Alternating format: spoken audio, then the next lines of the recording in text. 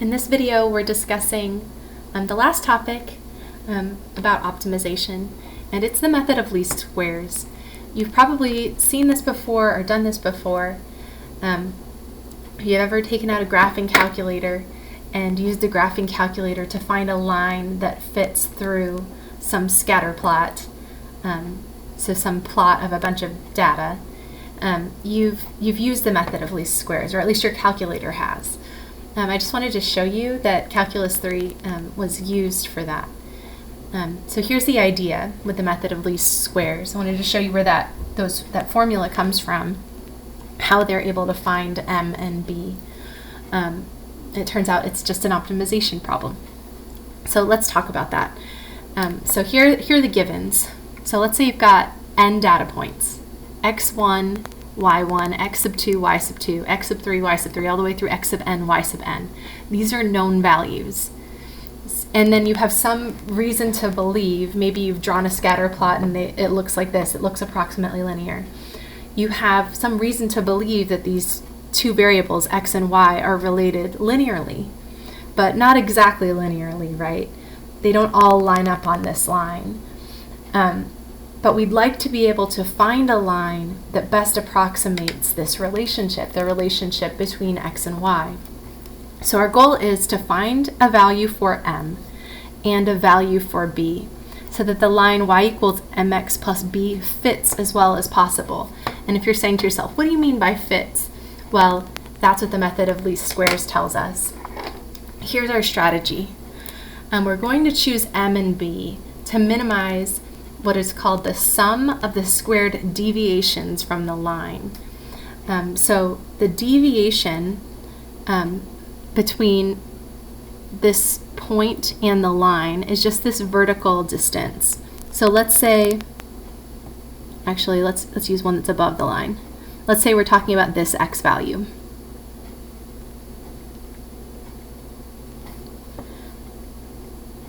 Whatever that is, 1, 2, 3, 4, 5, 6. That's x sub 6, right? And the y that goes with that, that's y sub 6.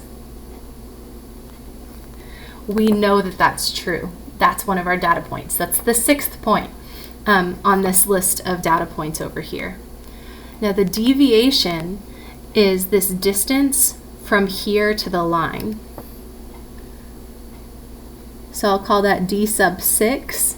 But in general, like that's going to be d sub I, where this is a point x sub I, y sub I. So we want to minimize not the deviations, but the sum of the squared deviations. We can't just minimize the sum of the deviations, because if you look at all the deviations and then you add them together, well, we're just going to have some issues if we don't square them. Everything sort of cancels out. So we've got to square everything so that what's counted as positive and negative, like it doesn't matter if it's a deviant because it's above the line or deviating because it's below the line. When we square them, all those deviations are positive. Then we add them together and then we minimize that in order to find the values of m and b so that this line fits the data as well as possible. Okay. So I did a lot of talking and a lot of pointing and not a lot of writing. So let me do some writing for you. So let's talk about the Ayth deviation. The Ayth deviation is the distance between the y value for that data point, so y sub I, and the y value on the line. And the y value on the line is y equals mx plus b. But it's going to be m times x sub 6 plus b. So it's going to be y times that particular x value. So for d sub I, we want to, this is the deviation for that Ayth xy pair, for that Ayth point. We want to subtract the y value for our data point for the y value predicted by the line. So that's m times x sub I plus b. We want to take that, we want to square it, we want to add these all together as I goes from 1 to n, and that's the function that we want to minimize. Now it's going to look like we've got a lot of different variables here, but remember x sub I and y sub I are knowns. These are actually numbers. Those are given values. So we want to minimize, let's write this down. We are minimizing the sum of the squared deviations from the line. So we're going to take that, we're going to square it. So I'll distribute the negative. Well, actually, let's just leave it as is.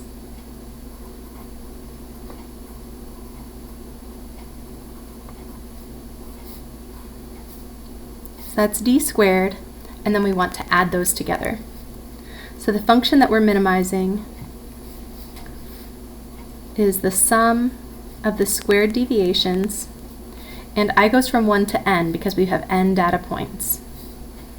So this is the sum as I goes from 1 to n of y sub I minus the quantity m times x sub I plus b quantity squared. And we're trying to minimize that. Now every time I do this with students, they're like, oh my goodness, there's way too many variables. It's actually not that bad. We're trying to find the values of m and b that minimize this. X sub I is known for I equals 1 through n, and y sub I is known for y equals 1 through n. I equals 1 through n, excuse me. So the only variables over here are m and b. So this sum is a function of m and b. And I want to minimize this function. So that was what our strategy was, and now we know that our goal is to minimize this. And that's something that we can do. We can do that pretty easily using the second partials test. It's already a function of 2 variables, so we don't have to worry about that. And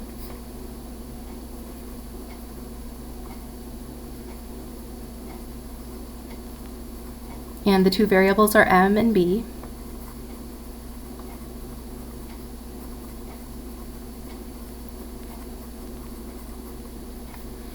So the first thing we need to do is compute the critical points.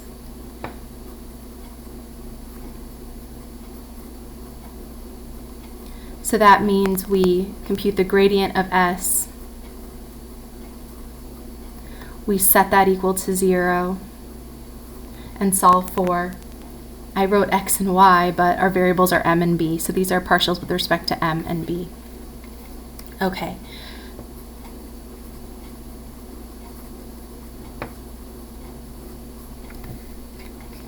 Okay, so this is what we've got.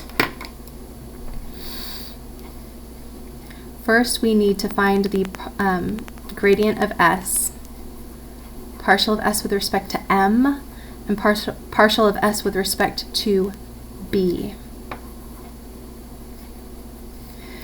Now, this is just n different terms. If we're taking the derivative term by term, well, the derivative of the sum is the sum of the derivatives. So you've got the partial with respect to m of this sum. If you had a polynomial, you would just take the derivative of each part separately. Actually, I think it is easier if we distribute that negative. So I'll distribute the negative. But remember, if you're taking the derivative of a polynomial, you take the derivative term by term, right? That's the same thing that we're doing here. This is just shorthand for that. The derivative of the sum is the sum of the derivatives. So you can pull that partial derivative inside the summation.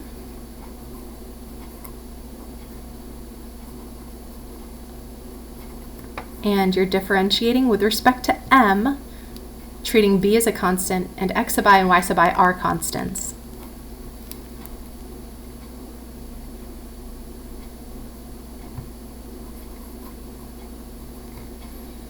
Well, this is a function of m squared. The derivative of a function of m squared is 2 times that function.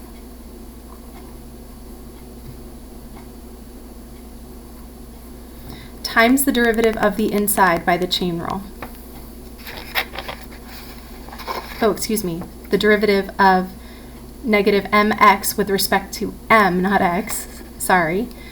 That's the derivative of a constant times n. The derivative of a constant times m is the constant, and the constant is negative x sub I, not m.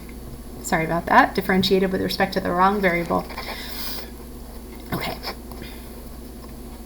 So we've got, I think I'll write it differently. The sum is I goes from 1 to n of 2, or negative 2 times x sub I times y sub I minus m times x sub I minus b. Okay.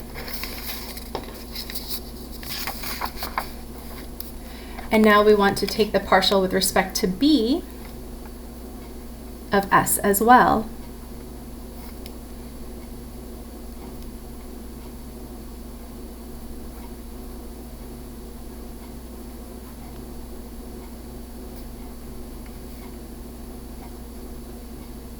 Whoops.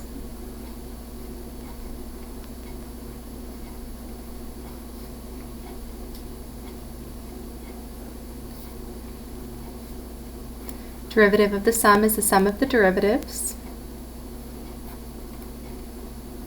So you can bring that partial derivative inside.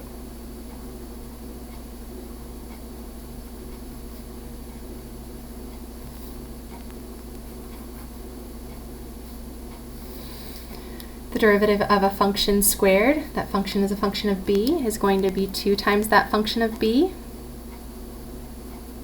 times the derivative of the inside with respect to b, treating m as a constant and remembering that x sub I and y sub I are constants as well. Derivative of this piece is 0, derivative of this piece is 0, and the derivative of that piece is negative 1.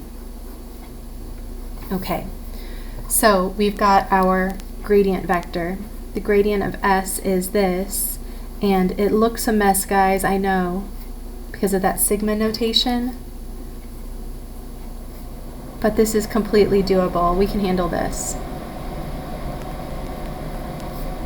If you've ever taken stat class and they told you how to find m and b using a formula, this is where that formula came from.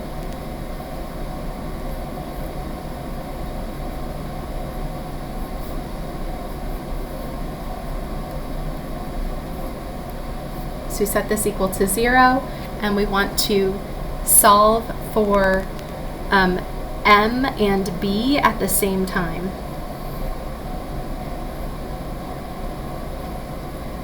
So I need this to be 0. I think I'll distribute that negative 2xi.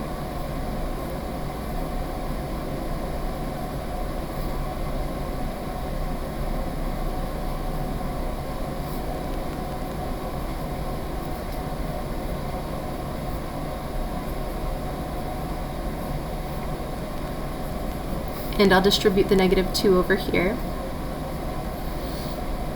Or actually, we could factor out the negative 2.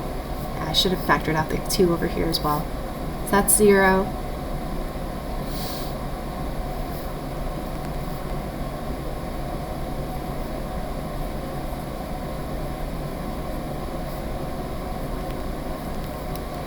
This is 0 at the same time. And it looks bad, but it's not as bad as it looks. We want to solve this for m and b. Okay. Solve simultaneously for m and b. I think the easiest equation to rearrange is this one. So let's look at the second equation first. I have negative 2 times this sum equals 0. So that means that the sum, as I goes from 1 to n, of y sub I minus m times x sub I minus b, that must be 0. Now when we're taking a sum of expressions like this, we can actually take a sum of each of those terms separately. Because this is y sub 1 minus m times x sub 1 minus b, plus y sub 2 minus m times x sub 2 minus b, and so on. So we could sum like this, or alternatively we could sum like this. Now we don't know the sum of the y's. That's going to be part of our answer. M is an unknown constant, so we can factor that out. We don't know the sum of the x's, but if I have the data, I can find that. That's part of my answer. And I've got the sum, as I goes from 1 to n, of a bunch of negative b's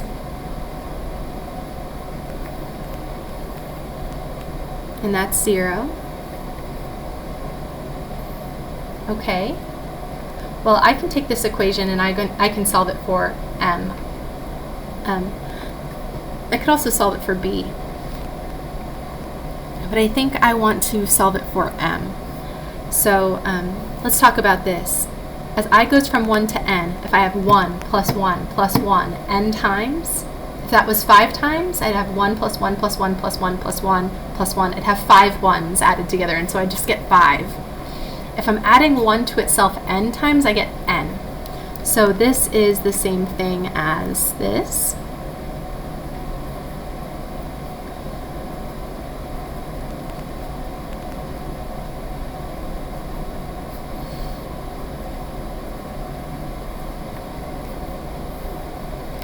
So solving, well, actually, let's solve for b. Why not? Really doesn't matter. We're going to substitute into the other equation.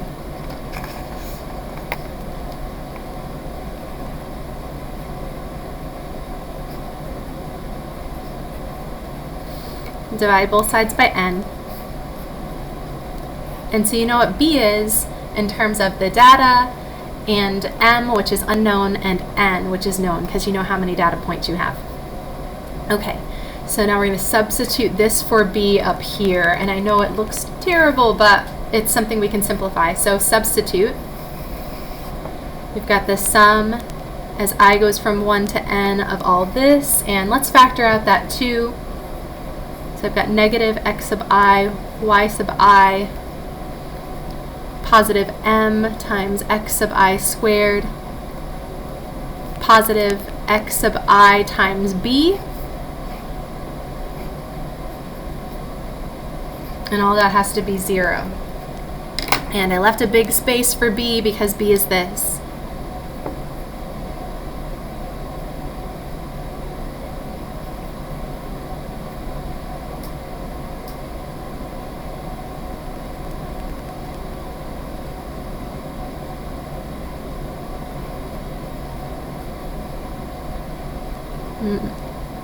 Maybe there was an easier way to solve this system of equations. Substitution may not have been the best way. So we've got b equals this, we substituted, and now I've got one equation with one unknown. The only unknown here is m. So I'd like to get m by itself. Let's divide both sides by 2. And remember how this summation thing works. I can take the sum of each of those pieces separately. And don't forget, m is a constant. So I've got the negative sum as I goes from 1 to n of x sub I, y sub I, because I can factor that out, plus m times the sum as I goes from 1 to n of x sub I squared. And then I've got 1 over n, that's a constant, times the sum as I goes from 1 to n of x sub I, times the sum as I goes from 1 to n of y sub I. And I'm still distributing. I've got this times this now. So I'll factor out that constant negative m over n. And I've got the sum as I goes from 1 to n of x sub I. And then I've got another one of those, so that's squared. And that equals 0. Whew, all right. It looks terrible, but there's really only one unknown here, guys. Where's my highlighter? My unknown is m. This is just algebra, folks. We're just trying to get m by itself. I want a formula for the slope. So let's keep going.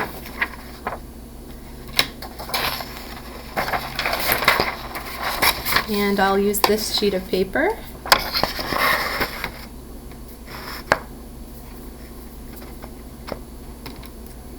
Sort of brute forcing our way through this, that's okay. Totally fine. Trying to get m by itself. So let's get all the m terms on one side and then move everything else over. So we'll have m times the sum as I goes from 1 to n of the x sub I squared minus m over n times the sum as I goes from 1 to n of x sub I squared. So that's those two. Oops. And I want to move this term to the other side.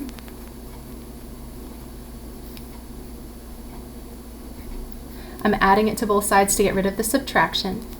To undo this addition, I subtract.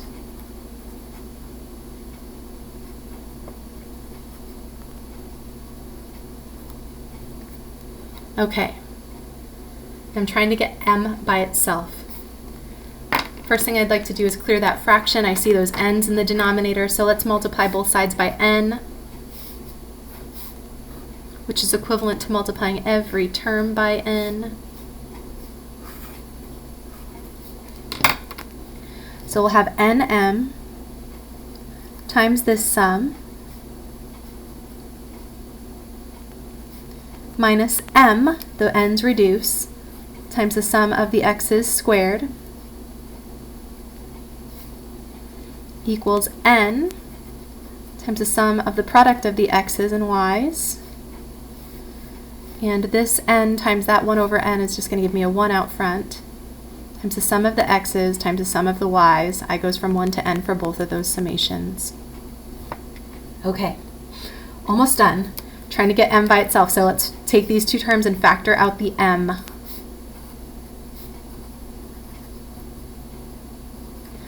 I'm just going to stop writing the as I goes from 1 to n because we know that that's implied. So this is n times the sum of the x's squared. So you take the x's, you square them, and then you add them. And this is the sum of the x's. You do that first, and then you square them. Okay, trying to get the slope by itself, so you divide. Just algebra.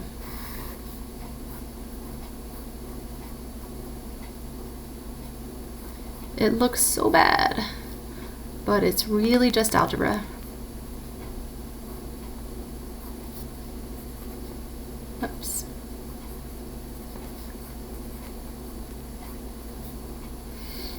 Okay, so m equals, excuse me, n, that's the number of data points, times the sum as I goes from 1 to n of x sub I, y sub I, minus this guy, times this guy,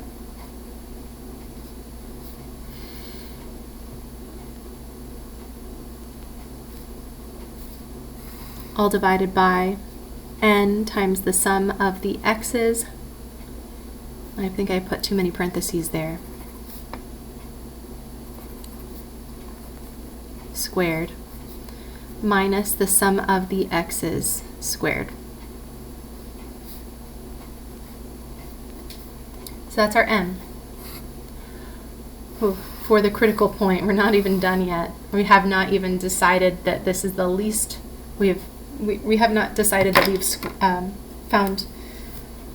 minimized the sum of the squared deviations yet, but that is the m value of our critical point.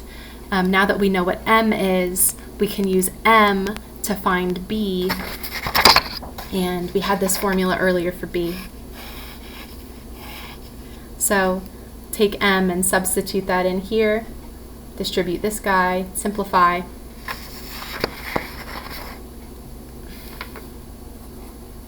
So b is 1 over n times the sum of the y's minus m times the sum of the x's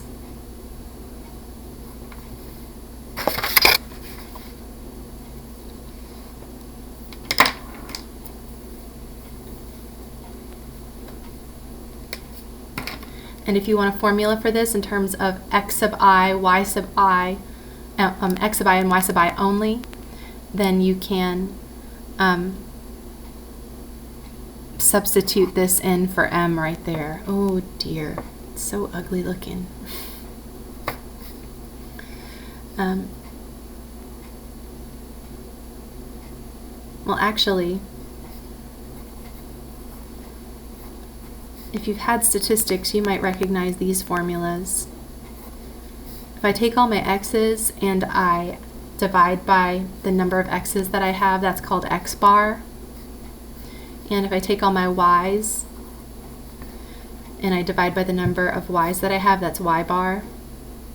So one way to find b is just to take the average y value and subtract m times the average x value.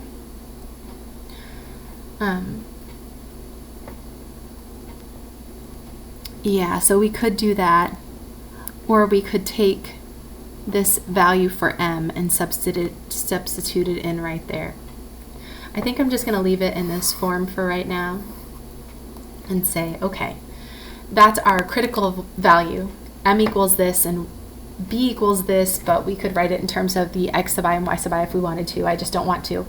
Now let's prove that we're actually minimizing this thing rather than maximizing it. We don't want to maximize the deviations from our line. We want to minimize the deviations because we're trying to get the line to fit as well as possible. So we've got to take the second derivative of each of these guys of the original function with respect to all the different variables. So we've got to use the second partials test. Remember, the partial of s with respect to m was this. The sum as I goes from 1 to n of negative 2x sub I times y sub I minus m times x sub I plus b.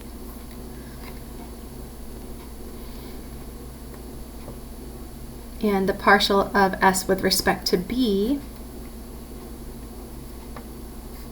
was similar. It was 2 times y sub I minus m times x sub I, oops, that should be a minus b times a negative 1. Okay, so now we want to, I'll distribute a bit.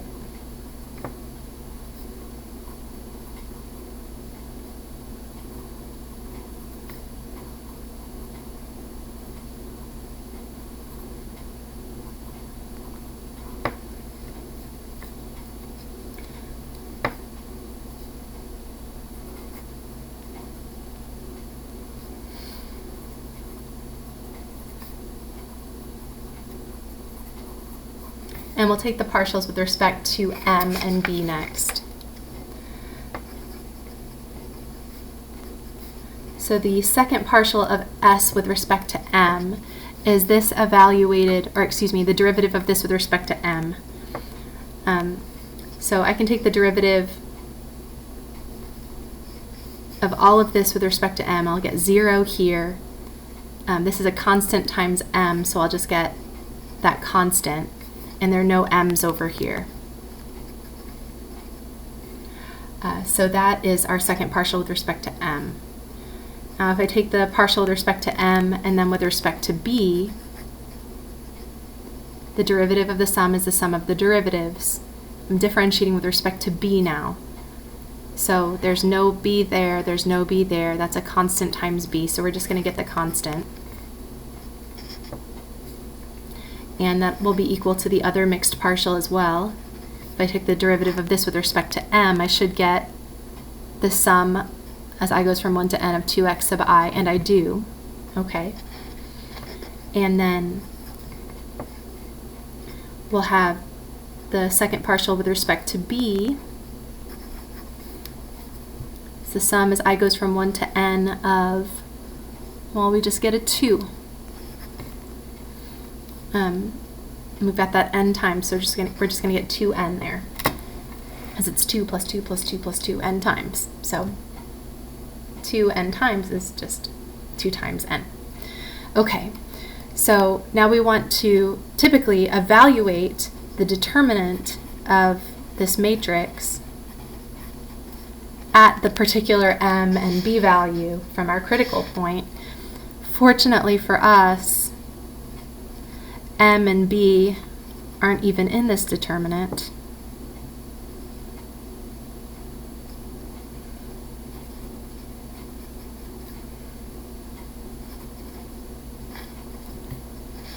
But we're here. That's our matrix of second partials. The determinant of this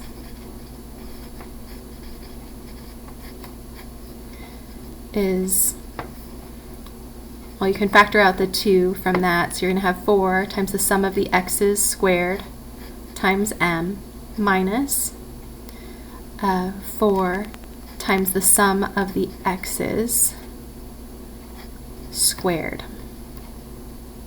So if I factor out the 4, we've got n times the sum of the x's squared minus the sum of the x's squared.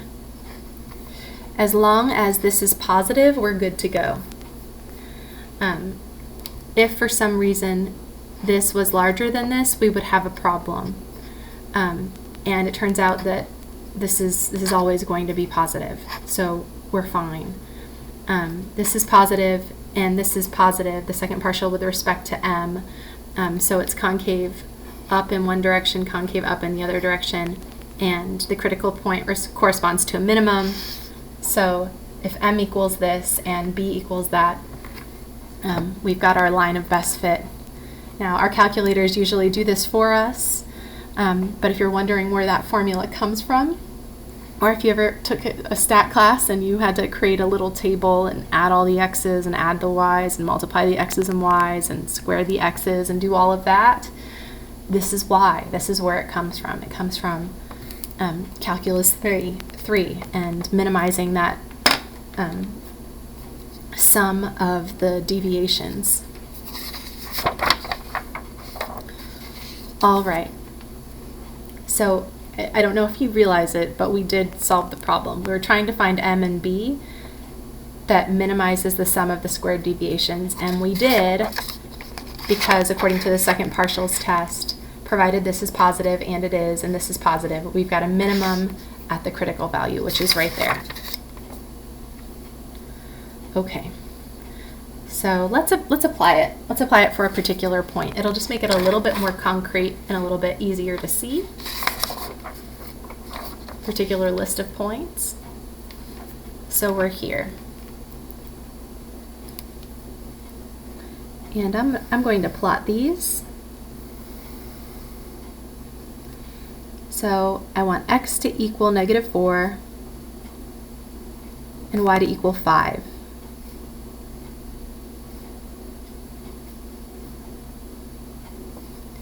And x will equal -2 and y will equal 6.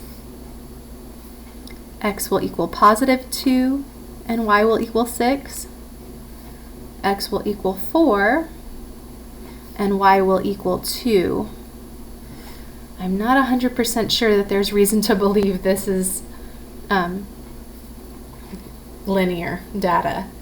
But for some reason, we're trying to find the best fit line through this data. So we're going to find the sum of the squared deviations. We're going to find s as a function of m and b, and then we will optimize it. So s is the sum of the squared deviations, and I goes from 1 to 4. And so this is just going to be y sub I minus m times x sub I plus b squared. That's our deviation. It's squared. And we're doing this as I goes from 1 to m, or I goes from 1 to 4.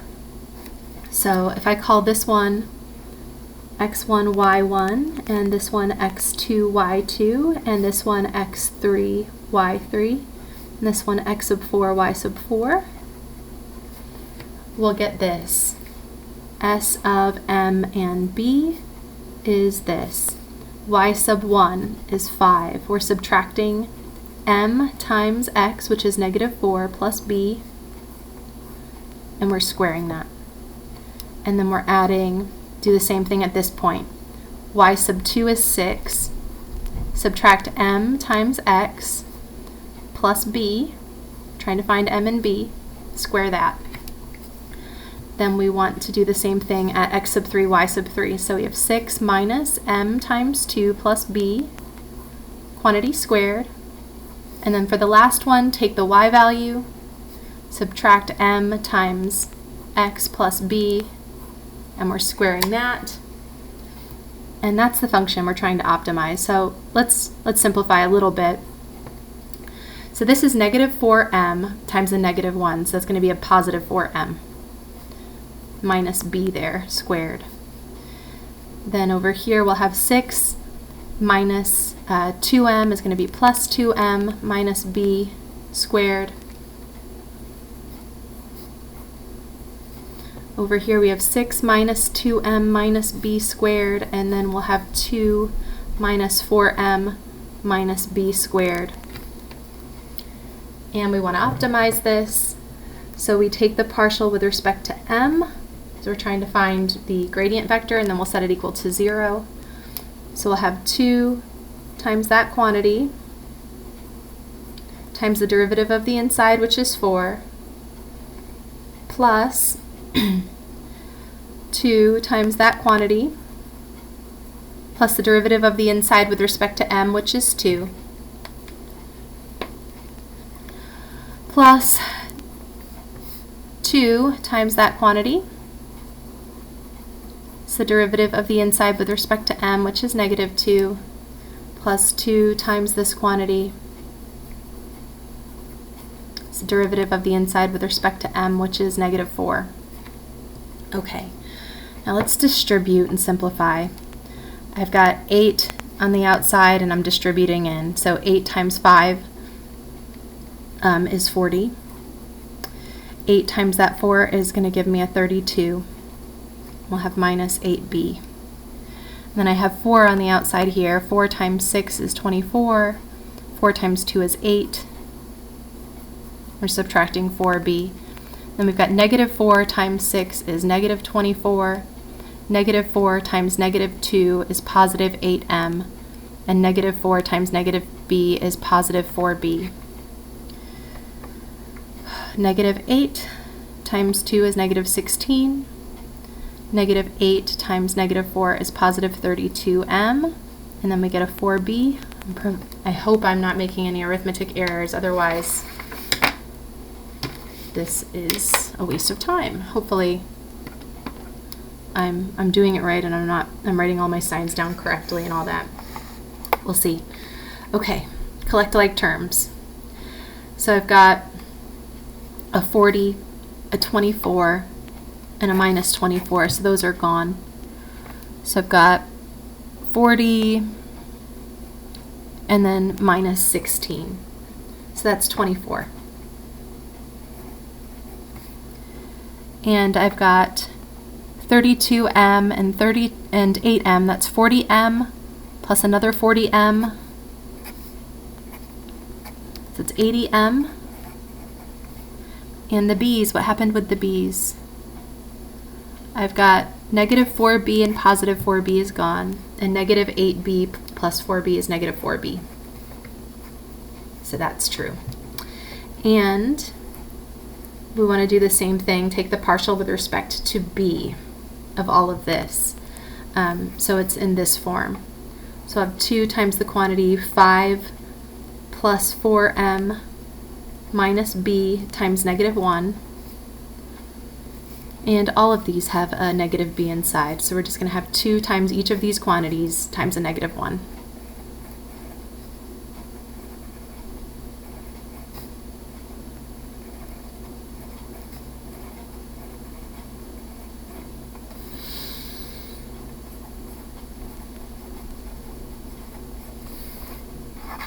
Okay, now we'll distribute. Negative 10 minus 8m plus 2b minus 12 minus 4m plus 2b minus 12 plus 4m plus 2b minus 4 plus 8m plus 2b.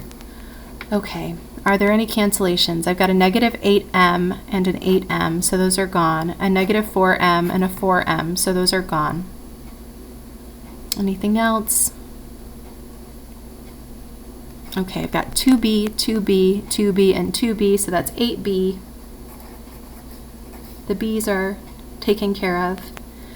And then negative 22 from these constants. Negative 22 minus 16, that's negative 38. Okay.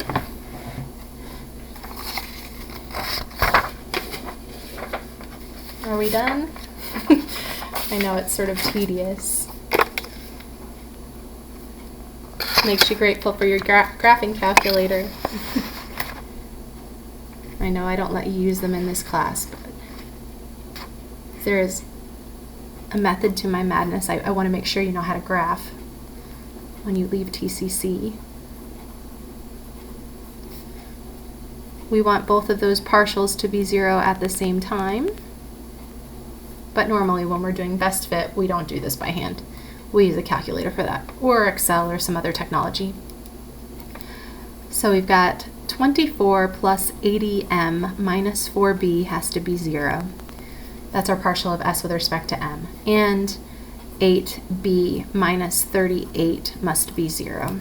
So this one's easiest to solve. So we'll say b is 38 divided by 8.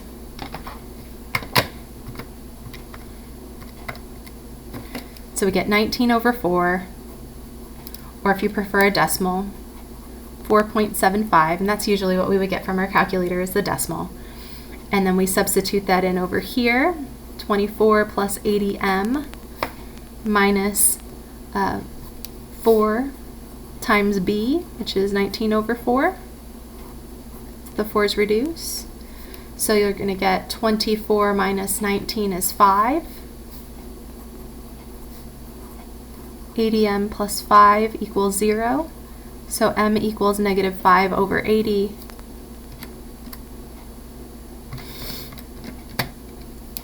So that's negative 1/16, but we want the decimal. Negative 0.0625. Okay, so the critical value, or the critical point, is MB equals negative 0.0625, B equals 4.75.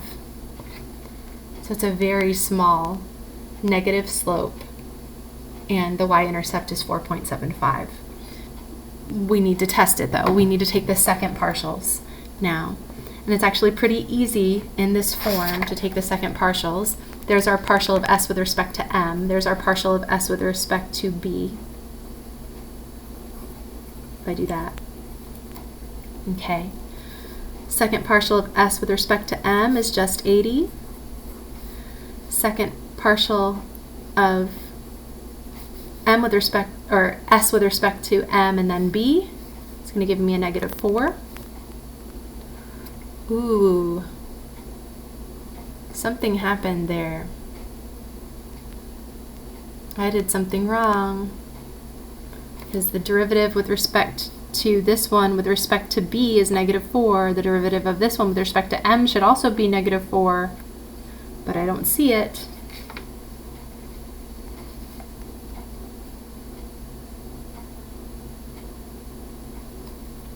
I'm going back now. Negative 8m, positive 8m.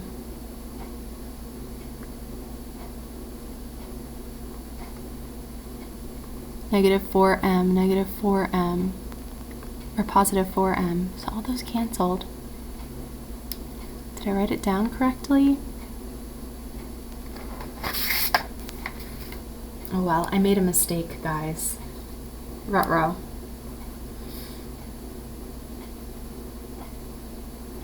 Should be the same value as that. I'm sorry. That happens though. Derivative of that one with respect to b is 8. Now, those are inaccurate. I made a mistake somewhere. But let's say that they're accurate. So we have this now. We've got an 80 here, a negative 4 here, something there, and an 8 here. Normally those are the same on that diagonal. So let's say that they are the same. Let's say that they were both negative 4 and I made a sign error somewhere. Maybe I made a sign error over here. Maybe that was supposed to be a 0. I don't know. But I know when I take the determinant of that,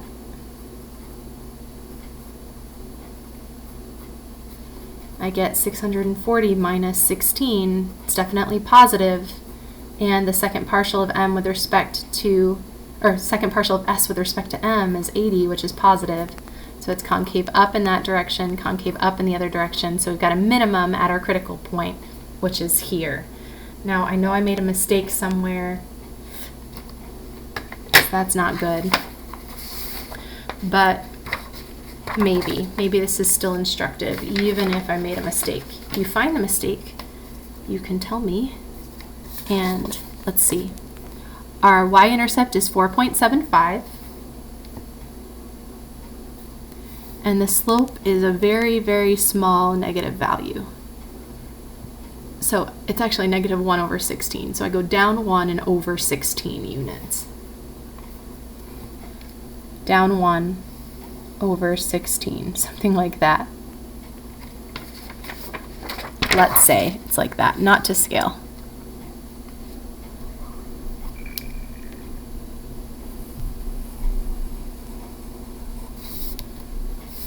Is that a reasonable line of best fit for those points? Does it look like we've minimized that error, that distance from there to there, and that distance from there to there, and that distance from there to there?